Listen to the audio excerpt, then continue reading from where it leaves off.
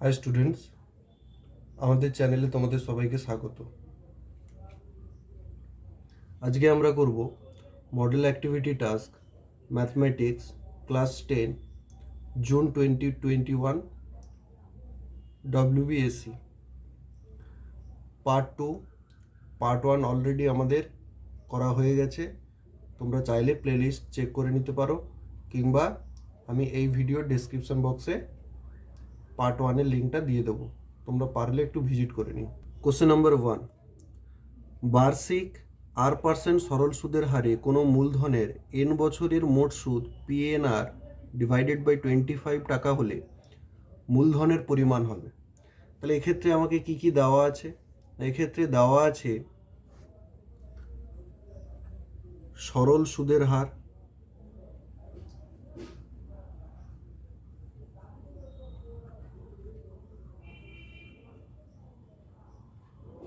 সময় সমান n বছর,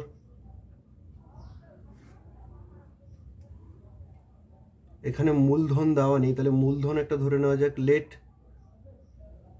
মূলধনের পরিমাণ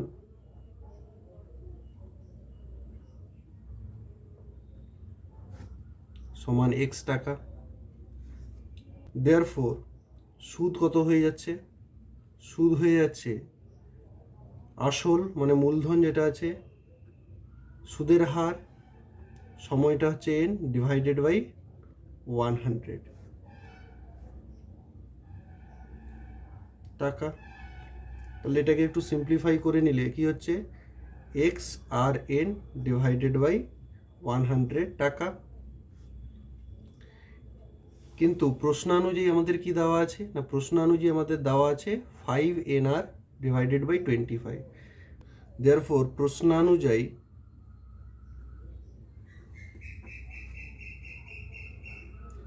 XRN divided by 100 equals to PNR divided by 25। এটাকে একটু সিম্পলিফাই করলে কি হচ্ছে? আর আর ভ্যানিশ হয়ে যাচ্ছে, এন এন ভ্যানিশ হয়ে যাচ্ছে, তাহলে হচ্ছে কত? X by 100 equals to P by 25। এখানে লিখে দিতে পারো N R does not equals to 0, implies that x equals to p into 100 divided by 25, কারণ 100 ভাগে ছিল, ওদিকে গেলে গুণে হয়ে যাচ্ছে। তাহলে 25 দিয়ে কাটাকাটি করলে 25 4 100, তাহলে implies that x equals to 4p। তাহলে 4p আমাদের কোন অপশানে আছে? 4p আমাদের অপশান বিতে আছে, তাহলে option B will be the correct answer.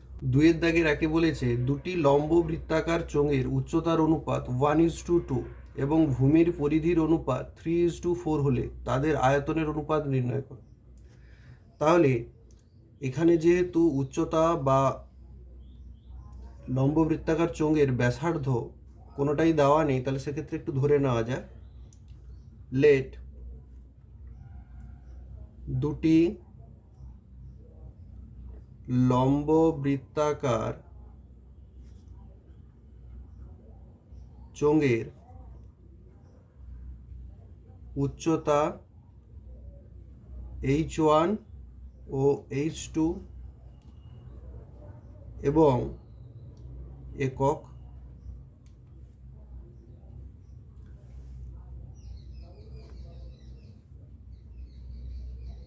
ব্যাসার্ধ R1 ও R2 একক। তাহলে প্রশ্নানুযায়ী কি হচ্ছে? h1:h2 কত হবে? না 1:2। তার মানে এটা কি ইমপ্লাই করছে? h1/h2 equals to 1/2। This is number 1। যেহেতু ভূমির পরিধির অনুপাত বলে দিয়েছে, তাহলে ভূমির পরিধি যেহেতু বৃত্তাকার, তাহলে কি হবে? 2π প্রথমটার ক্ষেত্রে R1:2, 2π দ্বিতীয়টার ক্ষেত্রে R2 ইকুয়ালস টু 3:4। এটা কি ইমপ্লাই করছে? R1:R2 equals to 3:4. That can be implies that R1/R2 equals to 3/4. This is number 2। অতএব তাদের আয়তনের অনুপাত সমান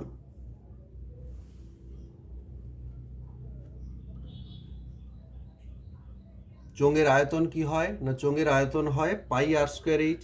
তাহলে পাই আর স্কোয়ার মানে এখানে আর ওয়ান স্কোয়ার হবে, আর এইচ মানে এইচ ওয়ান হয়ে যাবে, আর এটা হবে pi r two square h two.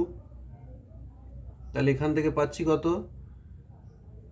R one square h one is to r two square h two equals to r1 square h1 divided by r2 square h2।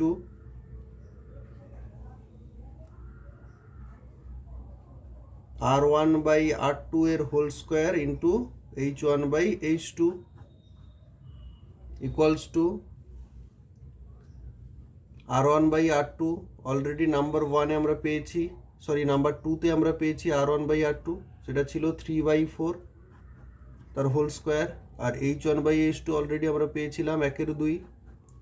তাহলে using 1 and 2 অথবা 1 ও 2 নম্বর সমীকরণ আমরা ব্যবহার করেছি, লিখে দিতে হবে ইকুয়ালস টু আমরা কি পাচ্ছি, দিস ইজ 9, দিস ইজ 16, এটা 1/2, তার মানে এখান থেকে আমরা পেয়ে যাচ্ছি 9/32।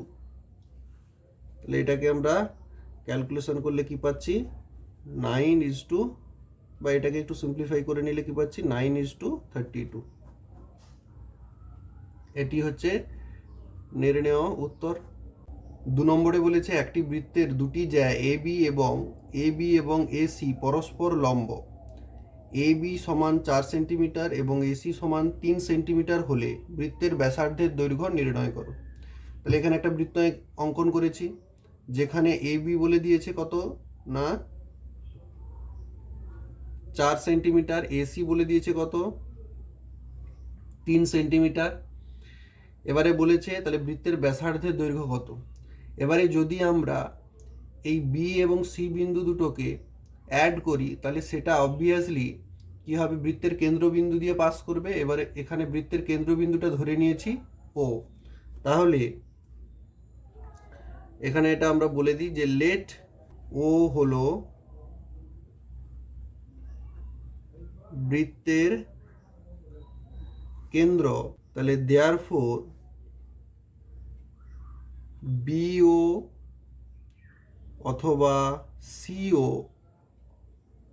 ইকুয়ালস টু কি হয়ে যাবে, BC/2। অবভিয়াসলি কি হবে, বিও বা সিও বিসি এর হাফ হবে, নাম্বার 1। ত্রিভুজ ABC এর CA পারপেন্ডিকুলার টু AB,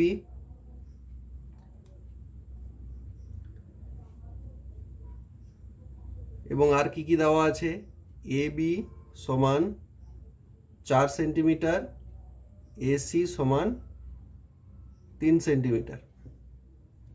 তাহলে দেয়ারফোর আমরা কি জানি, সমকোণী ত্রিভুজের ক্ষেত্রে পিথাগোরাসের যে উপপাদ্যটা রয়েছে সেখান থেকে আমরা কি বলতে পারি, তাহলে পিথাগোরাসের উপপাদ্য অনুযায়ী, পিথাগোরাসের উপপাদ্য অনুযায়ী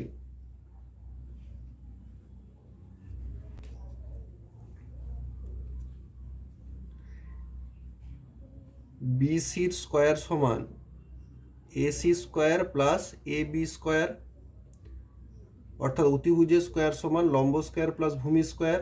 তাহলে অতিভুজের স্কোয়ার, তাহলে BC square equals to AC মানে কত রয়েছে 3, তাহলে 3 স্কোয়ার, আর এবি মানে রয়েছে 4, তাহলে 4 স্কোয়ার। তাহলে implies that BC square equals to 9 + 16 implies that BC square equals to 25। That can be imply that BC equals to square root of 25। এখানে plus minus হওয়া উচিত, কিন্তু যেহেতু বিসি একটা ডিস্টেন্স তাই সেক্ষেত্রে শুধুমাত্র পজিটিভটাই ধরেছি। তাহলে লিখতে পারো এখানে taking positive as BC is a distance. যেহেতু বিসি হচ্ছে একটা দূরত্ব তাই সেক্ষেত্রে বিসি কোনোদিন নেগেটিভ হতে পারে না। তাহলে that can be imply that BC equals to 5।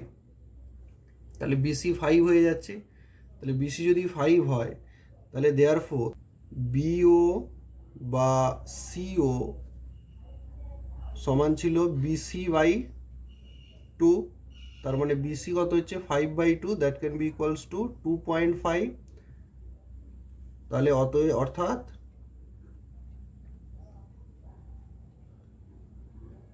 বৃত্তের ব্যাসার্ধের দৈর্ঘ্য 2.5 সেন্টিমিটার। কোশ্চেন নাম্বার 3তে বলেছে কোনো মূলধনের 2 বছরের সরল সুদ ও চক্রবৃদ্ধি সুদ যথাক্রমে 8,400 টাকা এবং 8,652 টাকা হলে মূলধন ও বার্ষিক সরল সুদের হার নির্ণয় করো। যেহেতু এখানে মূলধন বা বার্ষিক সরল সুদ কোনোটাই দেওয়া নেই, তাহলে একটা ধরে নিতে পারি আমরা। তাহলে আমরা ধরে নেব লেট মূলধন ইকুয়ালস টু পি টাকা, বার্ষিক সুদের হার ইকুয়ালস টু R%। এখানে কি দেওয়া আছে? প্রদত্ত সময় ইকুয়ালস টু 2 বছর। তাহলে অতএব সরল সুদ কত পাবো? আসল সুদের হার সময় ডিভাইডেড বাই 100। তাহলে এটা হয়ে যাচ্ছে কত?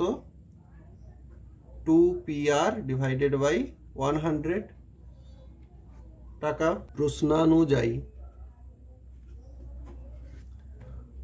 2PR by 100 equals to, already আমাদের সরল সুদ দেওয়া ছিল 8,400 টাকা। তাহলে এটাকে যদি আমরা একটু সিম্পলিফাই করি, 2টাকে ওদিকে নিয়ে চলে যাই, তাহলে কত হবে? PR by 100 equals to 4200। 2 দিয়ে ভাগ হয়ে যাবে, কারণ এটা গুণে ছিল, এদিকে গেলে 2 দিয়ে ভাগ হয়ে যাবে। This is number 1। আচ্ছা, এবারে যদি আমরা সমূল চক্রবৃদ্ধিটা বের করে নিই, তাহলে অতএব সমূল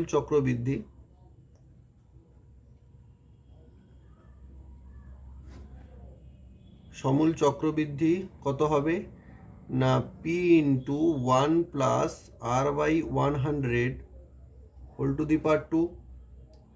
এবারে যেহেতু আমাকে এখানে চক্রবৃদ্ধি সুদ বের করতে হবে, তাহলে অতএব চক্রবৃদ্ধি সুদটা কত হবে? এটা টাকা। চক্রবৃদ্ধি সুদটা হয়ে যাবে চক্রবৃদ্ধি সুদ সমান কি হবে? এই সমূল চক্রবৃদ্ধিটা থেকে যদি আমি আসলটাকে বাদ দিয়ে দিই, অর্থাৎ সমূল আছে, অর্থাৎ আসলটা যোগ আছে এর মধ্যে থেকে যদি আসলটা আমরা বাদ দিয়ে দিই, তাহলে পেয়ে যাব চক্রবৃদ্ধি সুদ। তাহলে P into 1 plus R by 100 তার হোল স্কোয়ার মাইনাস P, তাহলে এটা হয়ে যাবে চক্রবৃদ্ধি সুদ। এটাকে একটু সিম্পলিফাই করে নিলে কি দেখা যাবে? যে P ইন্টু 1 প্লাস 1 স্কোয়ার করে দিলে 1ই হবে, আর এটাকে করে দিলে 2AB করে দিলে 2R by 100 plus B square করে দিলে R square by 10,000 minus P। এবারে যদি আমরা Pটাকে কমন নিয়ে নিই, তাহলে এখান থেকে কমন নিয়ে নিলে কি পড়ে থাকছে? 1 plus 2R by 100 plus R square by 10,000 minus 1। তাহলে 1 ভ্যানিশ হয়ে গেল। তাহলে পড়ে থাকছে কি? P into 2R by 100 plus R square by 10,000। এখান থেকে আরেকটু যদি এটাকে সরল করে নিই, R বাই 100কে যদি আমরা কমন নিয়ে নিই, তাহলে কত হবে? R বাই 100, PR বাই 100 হয়ে যাবে। কারণ এখানে পড়ে থাকবে 2 প্লাস আর বাই 100 টাকা। আচ্ছা, এবারে যদি আমরা এখানে একটু সাবস্টিটিউট করি পিআর বাই 100 ভ্যালুকে, পিআর বাই 100 ভ্যালু আমরা 1 নম্বর থেকে পেতে পারি, সেখানে পেয়েছিলাম 4200 পেয়েছিলাম, 4200 পিআর বাই 100 ভ্যালু পেয়েছিলাম 4200। তাহলে 2 প্লাস আর বাই 100 এখানে আমরা বলতে পারি ইউজিং 1। এবারে চক্রবৃদ্ধি সুদ অলরেডি আমাদের দেওয়া আছে 8652 টাকা, তাহলে এটা সমান 8652 আমরা করে দেব। তাহলে এখান থেকে কি লিখতে পারি, অতএব প্রশ্নানুযায়ী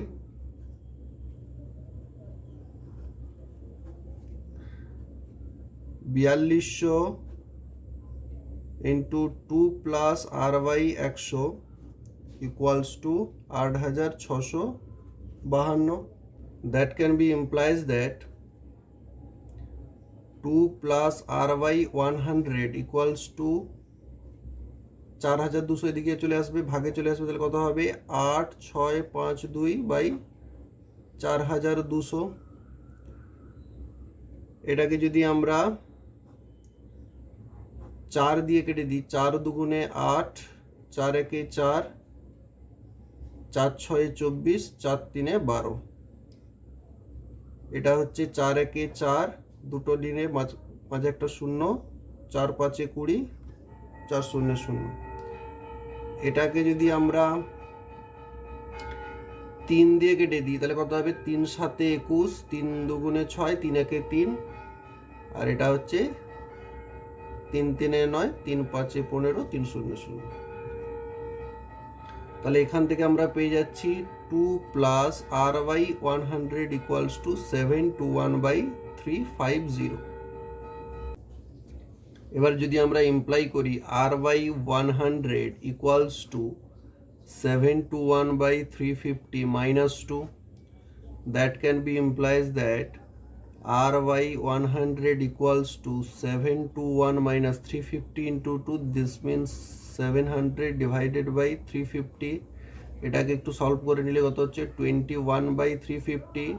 এটাকে যদি একটু ক্যালকুলেট করা যায় 7 দিয়ে 7 3 21, 7 5 35, 700, তাহলে that can be implies that r by 100 equals to 3 by 50।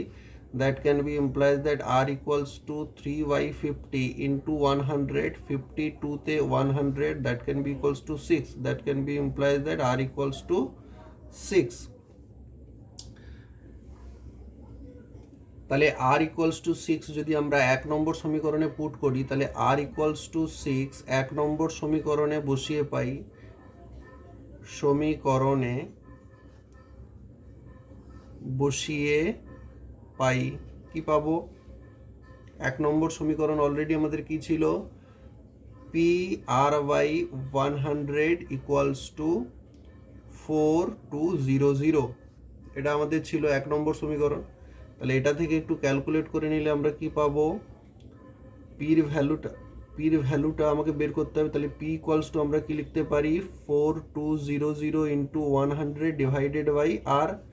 তাহলে that can be implies that P equals to 4200 into 100 divided by R means 6। তাহলে 6 দিয়ে কাটাকাটি করলে কত হচ্ছে 700। তার মানে implies that P equals to 700 into 100, that can be implies that P equals to 70,000। তাহলে অতএব নির্ণেয় মূলধন 70,000 টাকা ও বার্ষিক সুদের হার 6%। কোশ্চেন নাম্বার 4, যদি ax square plus bx plus c equals to 0 দ্বিঘাত সমীকরণের বীজদ্বয়ের অনুপাত 1:r হয়, তবে দেখাও যে এই রিলেশনটা শো করতে বলেছে। তাহলে ফার্স্ট দেখো, যেহেতু আমরা কি জানি এই সমীকরণটা কিসের সমীকরণ? X square plus B X plus C equals to 0। এটি একটি জেনারেল দ্বিঘাত সমীকরণ, যেটা সাধারণ দ্বিঘাত সমীকরণ। তাই সেক্ষেত্রে এর বীজদ্বয়ের অনুপাত কত বলে দিয়েছে? বীজদ্বয়ের অনুপাত বলে দিয়েছে 1:r হবে, 1:r হবে। ভালো। এবারে যেহেতু আমার কাছে বীজগুলো জানা নেই, তাহলে কি করবে? বীজগুলো ধরে নাও। লেট আলফা আর হলো প্রদত্ত সমীকরণের দুটি বীজ। কারণ যেহেতু এখানে বলে দিয়েছে 1:r হবে, তার মানে এটাকে যদি আমরা অনুপাতে প্রকাশ করি 1:r হবে। ঠিক আছে, এখানে আলফা আর হলো প্রদত্ত সমীকরণের দুটি বীজ, যেখানে লিখে দিতে পারো alpha does not equals to 0। Alpha কোনোদিন শূন্য হবে না।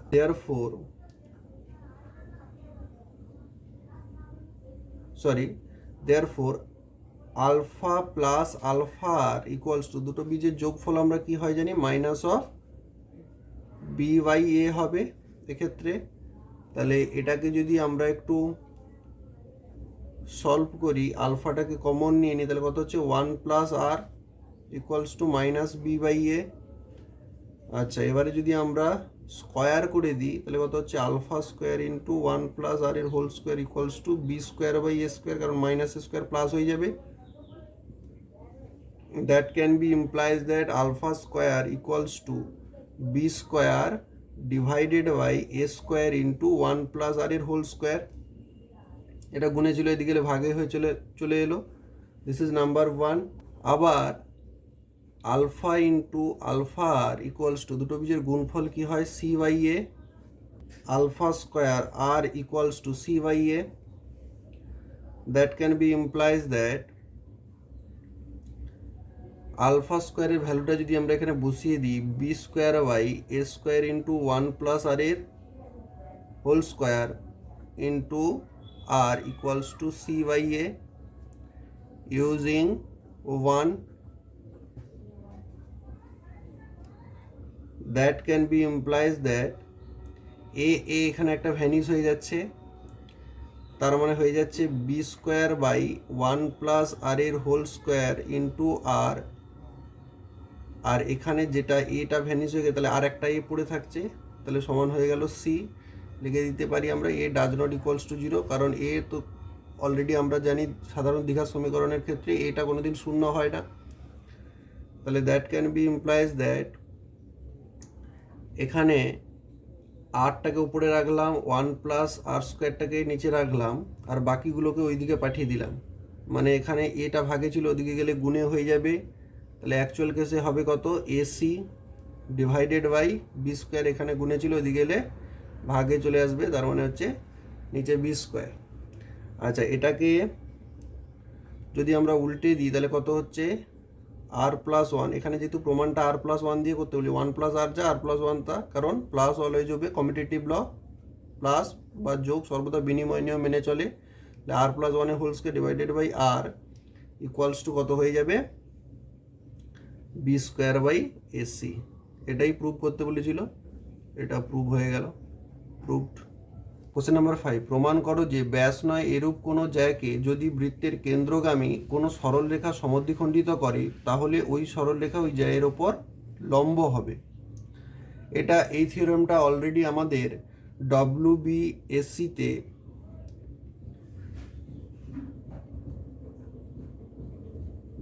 পেজ নাম্বার 60-তে উপপাদ্য 33 খুব সুন্দর করে দেওয়া আছে। তাই তোমরা বইয়ের 60 নম্বর পেজে যদি দেখো উপপাদ্য 33, সেখানে তোমরা এই থিওরেমটা পেয়ে যাবে। তাই আমি আলাদাভাবে এখানে আর করাচ্ছি না। কোশ্চেন নাম্বার 6, একটি লম্ববৃত্তাকার চোঙের উচ্চতা উহার ব্যাসার্ধের দ্বিগুণ। উচ্চতা যদি 6 গুণ হতো, তবে চোঙটির আয়তন 539 ঘন ডেসিমি বেশি হতো। চোঙটির উচ্চতা কত? ফার্স্টলি আমরা এখানে ধরে নেব লেট চোঙের ব্যাসার্ধ সমান আর ডেসিমিটার। তাহলে অতএব চোঙের উচ্চতাটা কত হয়ে যাবে?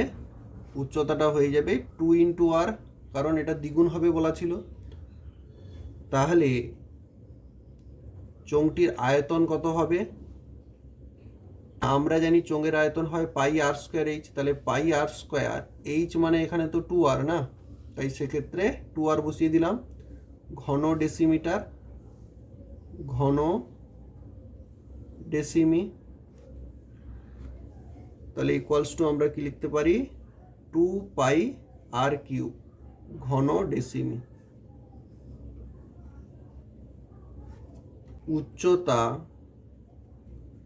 6 গুণ হলে উচ্চতা হবে 6 into R equals to 6 R decimetre. এখন চোঙটির আয়তন pi R square H, H মানে এখানে তখন 6 ঘন ডেসিমি, তাহলে ইকুয়ালস টু হয়ে গেল 6 পাই আর কিউব ঘন ডেসিমি। তাহলে প্রশ্নানুযায়ী আমরা কি বলতে পারবো? আগে ছিল, এখন হয়েছে 6 পাই আর কিউব, আগে ছিল 2 পাই আর কিউব। তাহলে এদের মধ্যে ডিফারেন্সটা করলে নিশ্চয়ই সেটা 539-এর সঙ্গে সমান হবে। তাহলে 6 pi r cube minus 2 pi r cube equals to 539. That can be implies that 4 pi r cube equals to 539. That can be implies that 4 into 22 divided by 7 into r cube equals to 539. That can be implies that r cube equals to 539 into 7 গুণে চলে যাবে, আর এই বাকিগুলো ভাগে চলে আসবে। 4 into 22, একটু কাটাকাটি করে নিই, তাহলে কত হচ্ছে? 11 2 এটা করলে 11 4 44, তার মানে 9 থাকছে, তাহলে 11 9 99। তাহলে implies that R cube equals to 49 into 7 divided by 4 into 2. That can be implies that r cube equals to 7 into 7, 49 কে যদি ভেঙে নিই, আর 7 একটা অলরেডি পড়েছিল, আর নিচে যদি এখানে 4টাকে ভেঙে নিই, 2 into 2, আর 2 অলরেডি একটা পড়েছিল। তাহলে এখান থেকে আমরা কি ইমপ্লাই করতে পারবো? r equals to 7/2।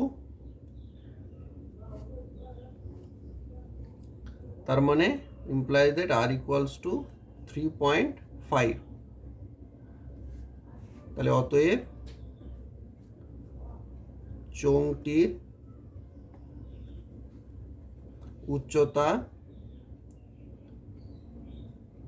সমান